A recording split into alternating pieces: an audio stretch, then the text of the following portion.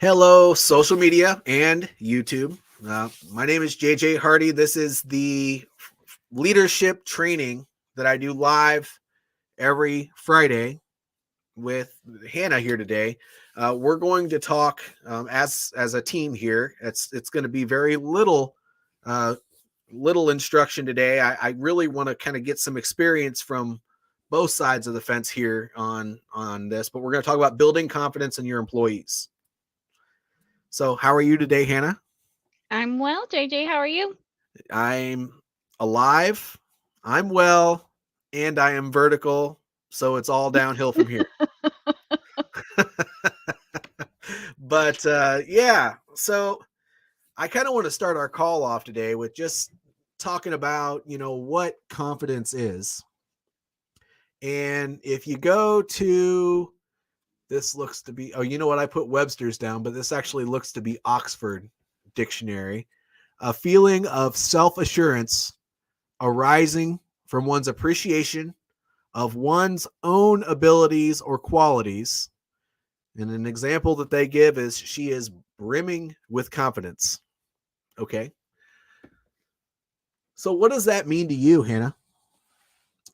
When I say the word confident, what does that make you think? That I don't have much. You don't think you're confident? No, not at all. Really? Really. I feel like Okay. I've always struggled in that area. Okay. So, what does confidence mean to you? You are a picture of confidence to me.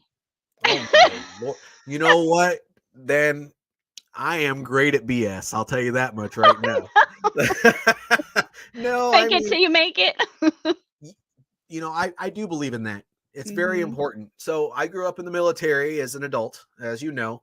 So if I am not displaying confidence for my people, then, and this is what I feel like confidence is as a leader. If I'm not displaying confidence to them, then they're not going to have any belief in what I'm saying. Mhm. If I don't feel like I can go out there and really kick some butt, and whether it's at physical training, or if it's at doing this class with a group of people or whatever, then if I have people assisting me in that and I'm helping them plan these activities, or if we're just talking about it as a team and I don't exude confidence, how much confidence do you think they're going to have in my abilities to help them get ready for these tasks? Right. It's very important. And you know, it, I had this conversation at a networking thing that I spoke at this morning, but people in the workplace oftentimes do not feel confident. Mhm. And what I have found, because it happens in the military too, believe it or not, there are soldiers out there, or Marines, or airmen, or sailors out there that are not confident. They are very introverted and they have difficulty putting themselves out there. So when I think of helping these people with their confidence, and you don't, I can't believe you don't feel confident. You just, to me, you exude confidence. I've Well, seen you thank you. teach. I have seen you teach. I believed you. Maybe you fooled me. I don't know, but I believed you. So No. I'm confident in my knowledge. I'm not confident um like in my personality, I guess. Does that make sense? Oh, it does. Because I No. have always been introverted and things like that. But I'm not going to speak if I don't know, if I don't have knowledge on the subject. And so when I'm talking about something that I'm passionate about, that I know about, I have confidence in myself in that. Um, but confidence is a whole package in my mind. It's you being confident in yourself, in just you. personally, spiritually, physically, like all of it is a whole package, if that makes sense. Mm-hmm.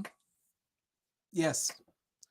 Spiritually is a big one, and it has nothing to do with religion most of the time. Right. It's a holistic way of you feeling about yourself, feeling about your environment, and your ability to conquer all of your, whether they are or not, conquer your shortfalls within that. And you know that's interesting. Well, anyway, we should talk about that at another time. But you work in a business Hmm. where you are bringing in other business owners Yes. and you're helping them with business. So this conversation, I think, will be very valuable to you, and I hope it's valuable to everybody out on social media. But what I have always um, taught others as a rule of thumb and practice myself is that if there's somebody who's having difficulty with confidence, you don't really want to give that person new tasks. But everybody has to start somewhere. You apply Hmm. for a job out on market somewhere and they require you to have experience, but then it says it's an entry level job. It just doesn't make any sense to me. But if you're going to build confidence in somebody, you have to give them permission to learn. You have to Hmm. give them permission to make mistakes while they're learning, Yep. and you have to let them know that it's okay to make mistakes, because you don't get confident in your own abilities. You don't just exude that positivity, and you're not upbeat when you're talking about it, and you stutter until you can really say with assurance that you are able to do this. And it doesn't matter Hmm. if it's mopping floors in an area that has hazards, or if it's going out on a new construction site for the first time, or if you are a financial coach and you are working on building your knowledge while still coaching others through that knowledge. You have to give yourself permission, and you have to receive permission from your mentor to make mistakes, Hmm. because that's how you learn. Absolutely. There are many people out there that, I think the word is kinesthetic, but there are many people out there that are kinesthetic learners. They don't read a book very well and just absorb the knowledge. Hmm. They actually have to go out there and do it and figure it out. Yeah. And I would say that it doesn't, not just necessarily in the civilian workforce, or sorry, the military, but the civilian workforce as well. Most people have to get their hands dirty before they can really get a clear understanding of what the job is. And it doesn't really Hmm. matter what that job is. You Yeah. can you can give people an SOP or a book, and that's great if you have questions, but you have to do the job and see how it's done, especially if it's brand new to you, before you can do it. And then you have to actually do that for a while before you can tell somebody else about it. Right. So yeah, I think trust. I think letting them know that it's okay, letting people know that it's okay to make mistakes, and you should do that anyway, because Hmm. we're all human. So if we don't make mistakes every once in a while, or if we tell ourselves that we're not making mistakes every once in a while, Yeah. then we're lying to Oh ourselves. yeah. So it's okay to learn. It's okay to make mistakes, and if you're not humble about both of those things, then you're not going to grow. You're just going to be stuck in a uh, this is the only time I'm going to say failure, but you're going to be stuck in this pattern of failure, Mm. because you have to be humble about your failure, your opportunities, in order to learn from them. You have to look at those things, analyze what went right, what went wrong, and you have to learn. It's that kid that when they're younger, they walk up and they put their hand on the hot stove. If they don't think about what just happened and all they do is go ouch and walk away, and then the next day they go and they put their hand on the hot stove again, then they're not learning from it. Mhm. they have to think about what happened and understand what the mistake was that they made, and then move forward with a new approach. Probably not putting their doggone hand on a hot stove. I've seen it happen. But yeah. So in your experience, because I know you've been doing this for a while and you've grown quite the team, what's your experience with this? Have you been doing this a little bit, and what are some patterns that you've noticed? I have, and I think another part to it is feedback. Oh yeah. I think you gain confidence in people's feedback, like what they give you. And so you can't just give them a task, let them fail or, make mistakes and go through it and then not talk to them about it. Yep. Getting that feedback, whether positive or negative, I believe you should get both. Um, I think it helps build the confidence. It's a lot like parenting when you think about it. You know, I told myself the first time I had a leadership position, I wouldn't say right away, but 2007 is when I held my first one. And I think within a year, while I was deployed, I told my boss, my leader, I said, this is really just glorified babysitting. And he said, you're right. But you know what? It's only babysitting because you care about that Mhm. person. And so, if you treat everything like with the same love and care that you would treat something of your own, Mhm. and you really own the success and failures of your people, then of course you're going to want to talk to them about those things, Yeah. because you're not going to just allow them to make a mistake without giving them feedback. If you want them to learn and become better, we correct our kids with their speech when they're little. We Mhm. we we catch them when they fall. So if you take the same approach with your employees or your down trace business owners, if you're in the financial or insurance world, you know they're gonna learn more from the feedback of the best practices from you, or you learning from your mentor, and so on and so forth. It's very, Mhm. very important to treat that's why it's servant leadership, because you have to see how you can be benefiting these people all the time. I mean, what how they benefit you, you got to forget about that. you know of course they have to be performing, but don't look at their lack of performance in a way that says that they're doing something wrong. you Right. know Everyone can improve, just like we got done saying. And so if you treat everything in the mindset of what can I do for you, then you're gonna just have conversations with these people about what they're doing. What are you doing right now that's not working?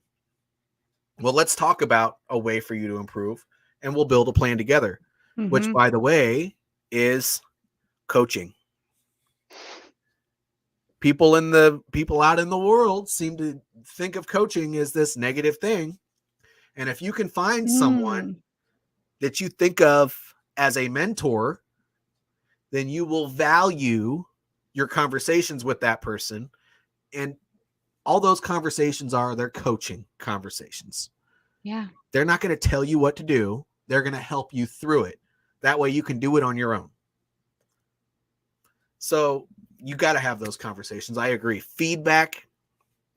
I kind of went on a tangent there for a second, but feedback is probably one of the most important things in helping somebody learn from their mistakes and opportunities. Yeah.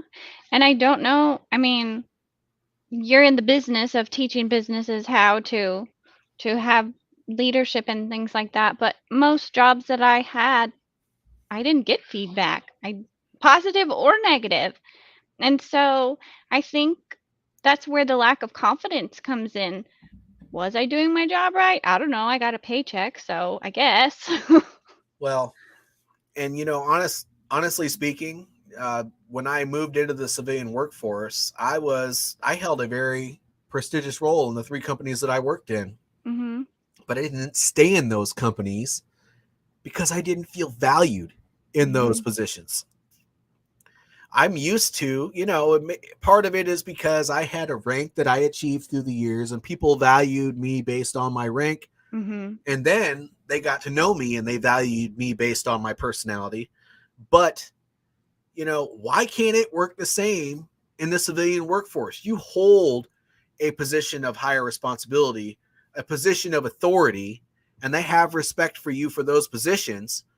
But, you know, at the end of the day, and this was just my experience, but I didn't have any feedback either. I didn't have somebody helping me through anything.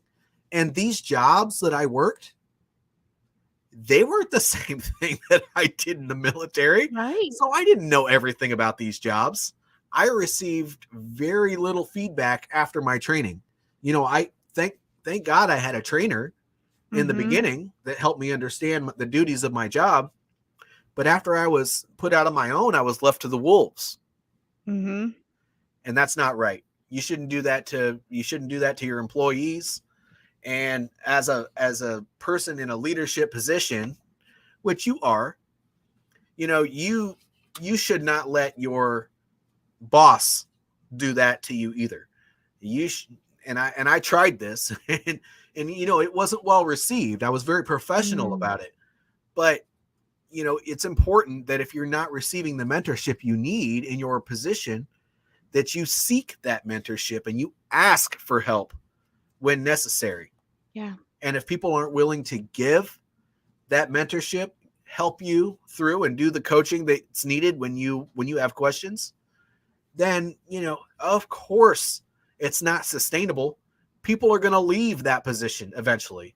Mhm. And that really, I mean, for your knowledge, hopefully this helps, but that's what kind of solves the turnover rate. Yeah. Because if people, I, what was the statistic that I had? Was it 83% of employees only stay with a company when they feel valued, and they Mm. will leave a company, that the rest of those people will leave the company when their leadership is not taking responsibility for their employees in that role. If they don't value their leadership, they'll leave. Yep. What does that say? Right. I mean, I don't make up these statistics. These Mhm. statistics are out there. Deloitte University Press, Forbes. I mean, all of these places I've gathered some of these statistics from. And if they're getting it, they're talking to people in industry and receiving their feedback. Right. So feedback, you need to value your people. You need to coach them through their issues. You need to give them feedback. You need to give them training when necessary. And you just need to treat them like people that can make mistakes and that need to be nourished to get to the next level. If you don't, Mhm. I mean, people don't. People spend most of their time at work. Make it a valuable experience for them. If you're Yeah. not doing that, then they're not going to stick with you because you're just going to be like that last manager that they hated. And nobody wants to be looked at that way. But No. a lot of people don't understand how to solve that problem either. Care about your people. Give them feedback. I don't care how hard that conversation is. We did a whole leadership training on difficult conversations. Mhm. You can't afford to not have those conversations. And if you can't do it, then step down and let somebody else do it. I know you don't have a problem with that, but some people do. Yeah. And you got to have the personal courage to be able to put your, what are those things called? The word is eluding me, but all of your insecurities, you got to, it's okay to be insecure, but you got to stuff those down for the good of your people. Yep. And then, if you honestly can't, then talk to your people and see if you can get them involved in that conversation, because no matter what, they need to hear feedback from somebody. Mhm. Doesn't matter who it Yeah. comes from. You need to be involved with it if you're their direct supervisor. But yes, cool. I'm glad we're on the same sheet of music. It It makes the sounds call better so much that way. easier. Well, but you know what? I also like opposing point of views. Mhm. I like having people around that will play devil's advocate too, because if they say, well, I've tried all of these things. I've had conversations like that. I've tried all of these things in my workplace, and nothing has worked. Nothing you're saying works. Sounds like a you problem. Yes. When you put your thumb in the air, how many fingers are pointed back at you? Somebody, I've been told that many times throughout the years, but I just had a conversation with somebody one-on-one the other day where they're a life coach, and they said that. I was like, I'm going to start using that again Yeah. because it works. That's ownership. But yes. Well, what else? Do you have anything else that you have questions about, or that you want to share as far as some of your past experiences? I don't think so. I mean, really the big thing was the feedback, and it just clicked with me as we were talking, like, I never got that. And so, how does your confidence build if you don't know if you're doing anything right? Mm-hmm. But I think a big part of that as a leader is being open to let people know that they can come talk to you, and they can have the I think you're building confidence in someone when you give them the opportunity to come to you. Does that make sense? It does. Yeah, you got to be approachable. And even if you are a brash person, if you go out and you're having regular conversations with your people, this is that whole communication system that I always talk about. If you are making it a point on a regular basis to have conversations and let people know that if they have a question or they need assistance with something, that they come and talk to you. Mhm. I mean, if you don't make it a point to tell them that, I mean, my daughter just went through this in a place that she worked during the summertime. She didn't know what to do, and she was afraid to go and talk to the next person because they never told her that that's what she was supposed to do. You Yep. can't assume that your people know that they're supposed to go talk to the manager when they're having a problem. Right. You got to tell them. You got to, and telling them gives them permission. Mhm. And when they have permission to admit that they're having trouble with something, then they're going to help you as a manager, because they're going to come and talk to you while you're helping them. And so you get the ability to step out of your comfort zone and do a little bit of coaching and mentoring while that person is getting help. And oh my gosh, they'll appreciate it so much. When you help somebody and it benefits them, it's just like social media. There's an entire network Yep. at the office, or even if it's virtual, all the employees are talking to each other. So Mhm.